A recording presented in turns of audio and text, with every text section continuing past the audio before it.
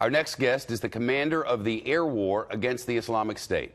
Lieutenant General Jeffrey Cobra Harrigian has directed operations during some of the biggest events in all of the fighting, including the 9-month battle for Iraq's second biggest city of Mosul. This photo from Mosul just yesterday. Much of that city is devastated from the fighting. The general is an Air Force fighter pilot with more than 30 years' experience. Even now, he flies over Iraq and Syria. This shot from June as he refueled during a mission. General Harrigian is also a Purple Heart recipient. In 1996, he was stationed in Saudi Arabia when he was injured in the bombing of the Khobar Towers there. 19 airmen died in that attack, some 300 others hurt. Lieutenant General Jeffrey Cobra Harrigian, commander of U.S. Air Force's Central Command, joins us now. Sir, it's an honor to have you. Thank you. It's great to be here, Shep. This threat from the Russians, do you take it seriously, and does anything change as a result of it? Well, I think job one is first to manage the deconfliction and get back after the fight against ISIS. We're going to continue to work with and in coordination with the team to ensure that we've deconflicted, to get everyone focused on the ISIS fight. And as Secretary Mattis says, we're going to continue that conversation and get the team in a position to ensure there's not a strategic miscalculation that could occur while we're fighting ISIS. The Russians were firing on others. Our special ops forces were nearby. It was too close, and we said basically don't do it, and they said we'll fire on you. Does that change anything on the ground? Well, I think the important part to remember here is we will protect our force. It should be crystal clear in every American's mind that we're going to protect our force. So as we work through this, I think the productive conversation that needs to occur is getting back to fighting ISIS, deconflicting our forces, ensuring there's mechanisms in place to do that, and what's going to be required is a continued conversation with the Russians to make that happen. Well, we had this meeting that I guess kind of happens at undisclosed for undisclosed and all the rest. That's a meeting you would have attended had you not been here, right? So I actually had a representative there. And that representative gave me full feedback on how that played out, and there's work to be done. I know we can't know details. I don't want to know details. But I would like to know if you can tell us, are things getting better? Well, there was progress made, and it will be piecemeal and it will take time.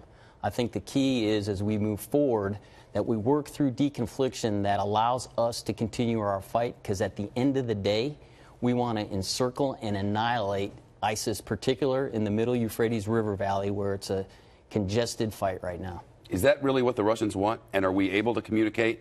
We're not able to communicate team to team, Russians and Americans. So that's what they've communicated to us. But at the end of the day, as you know, actions speak louder than words. And I think we have to work our way through that. And from our perspective, make sure that our airmen, our teammates on the ground, our soldiers and our partners are in a position to continue that fight against ISIS. Our understanding of things is that we're bombing more targets in Syria, ISIS-related, than in the past. Is that because there are more targets, or is it something else?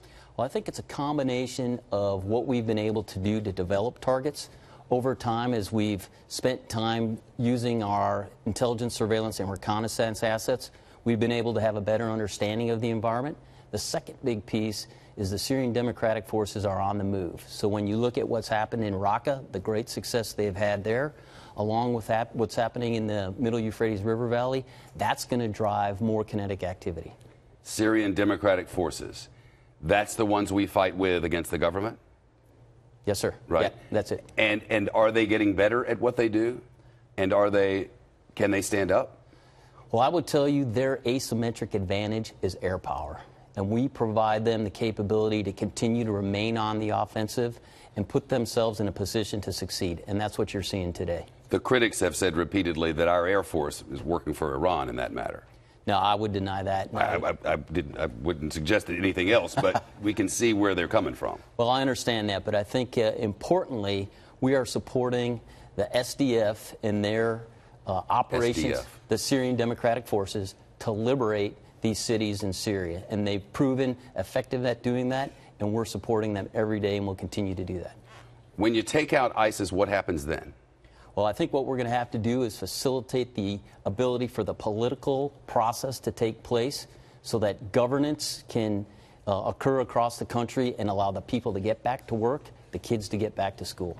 That sounds great, but from everything we see, it looks like Syria's pretty well destroyed. Well, that'll be a heavy lift, but I will tell you this, that the Syrian Democratic Forces, combined with our precision targeting, have done as much as they can do to ensure that infrastructure has remained standing.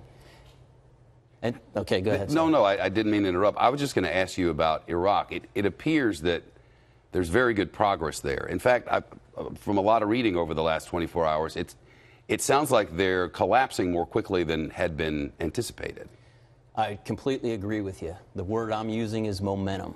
They have momentum, and it's because the Iraqi security forces have proven themselves to be very confident in what they're doing. They've leveraged the skills that we bring to support them.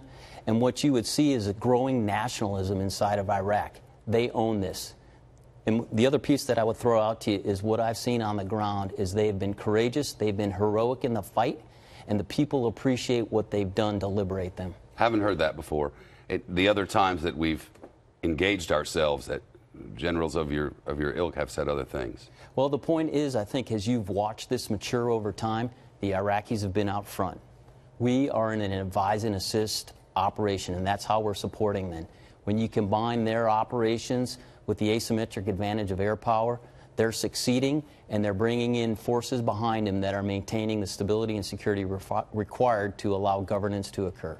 You talk about Iraqi nationalism. That's been a hard thing to find, and I know the Kurds, maybe now more than ever, want out. They're organizing, and they don't want to be Iraq. They want to be Kurdistan. Well, certainly the Kurdish referendum is something that we're all concerned about and watching closely. Politically, that'll be something that will need to be sorted out. From a military perspective, we want to ensure there's stability and security that facilitates political progress to be made. Will there come a time when they can take care of themselves, and how will we know when that is? Well, that's the plan, but I think we have to allow that to take time.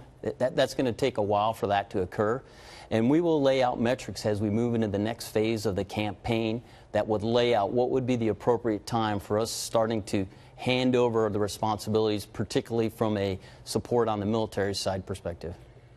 We read reports that the Air Force doesn't have enough bombs.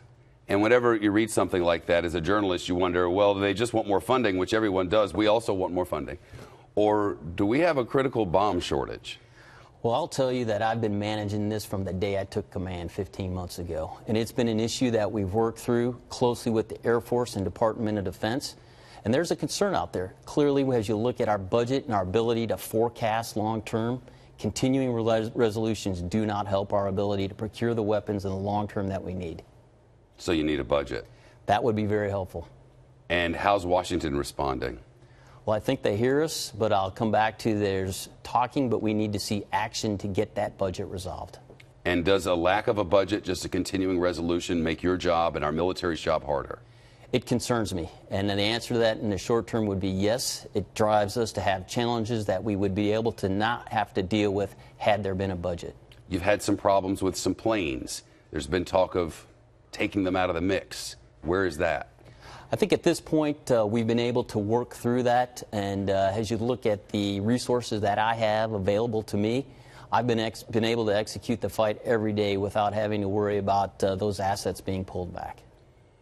When you look at what's going on with North Korea, the back and forth rhetorically and otherwise, what's your greatest concern? Well, I think at the end of the day, all of us are concerned about this escalating into something that nobody wants to have happen. You know, certainly that is out of my area of responsibility, but as an American, there's a concern there that I think we all should be wary of and hope that we can find a diplomatic solution to this problem. What keeps you up at night? Well, at the end of the day, in my area of responsibility is the possibility of a strategic miscalculation. We are not there to fight Russia. We are not there to fight Syria. Our job is to crush ISIS, and that's what we're doing every day. And I worry that we put our airmen, our coalition team, in a position where a strategic miscalculation could occur. And that's why we're working this deconfliction so hard. You use that phone with the Russians? So I don't use it, but my guys do every day. What happens on that phone? So actually the interesting part is I have some young airmen that we bring in that are interpreters.